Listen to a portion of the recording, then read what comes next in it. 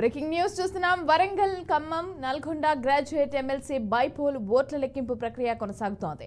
ఇక మొదటి ప్రాధాన్యత ఓట్ల లెక్కింపు ప్రక్రియ గురువారం రాత్రి పూర్తయింది. ఆ ఓట్లలో ఫలితం తేలలేదు.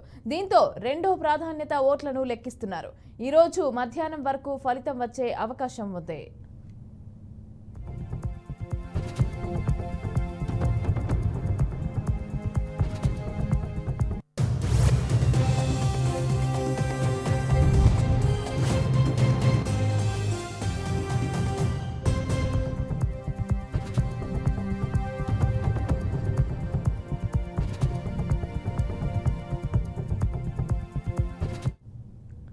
ఉప ఎన్నిక ఓట్ల లెక్కింపు బీఆర్ఎస్ పార్టీ తీవ్ర అభ్యంతరం వ్యక్తం చేసింది. పారదర్శకంగా ఓట్ల లెక్కింపు జరగటం లేదని మండిపడింది.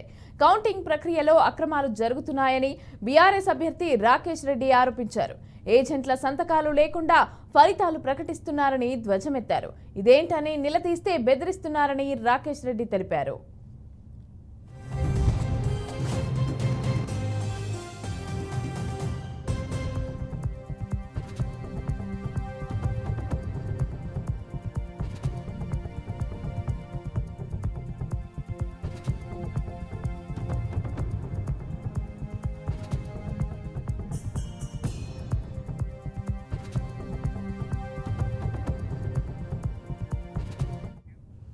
హాల్ 4లో 539 ఓట్ల మెజార్టీతో తాను ఉన్నానని రాకేష్ రెడ్డి వివరించారు.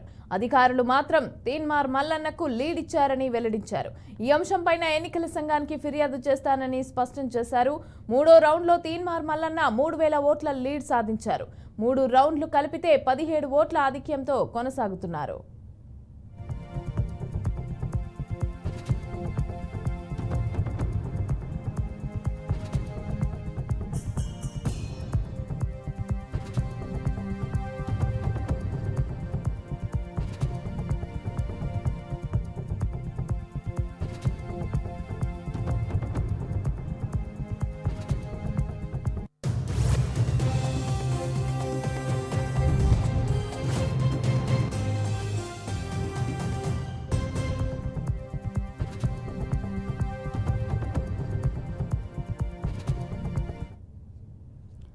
రెడ్డిగా మొదటి ప్రాధాన్యతలో తీన్మార్ మల్లన్నకి అలాగే రాకేష్ రెడ్డికి వచ్చిన ఓట్లకి సంబంధించి అయితే మళ్ళీ రెండో రౌండ్ అయితే ఎన్నికల కౌంటింగ్ అయితే కొనసాగుతోంది. అయితే దీనికి సంబంధించి డీటెయిల్స్ మా ప్రతినిధి నల్గొండ నుంచి శ్రీనివాస్ అందిస్తారు. శ్రీనివాస్, చెప్పండి, ఈ మొదటి ప్రాధాన్యత ఓట్లకి సంబంధించి అలాగే రెండోసారి కూడా రౌండ్ లెక్కిస్తున్నట్టుగా తెలుస్తోంది. ఎమ్మెల్సీ ఎన్నికలకు సంబంధించి ఈ ఫలితాలు కూడా మధ్యాహ్నం వచ్చే అవకాశం ఉన్నట్టుగా తెలుస్తోంది. అయితే డీటెయిల్స్ ఎలా ఉన్నాయి, ఏంటి? గుడ్ మార్నింగ్ అంతా. ఓవరాల్ గా చూస్తున్నట్లయితే ఖమ్మం, వరంగల్, నల్గొండకు సంబంధించినటువంటి పట్టభద్రుల ఉప ఎన్నిక కౌంటింగ్ 2 రోజుల క్రితమే ప్రారంభమైనటువంటి పరిస్థితి నేడు కూడా కొనసాగుతుంది.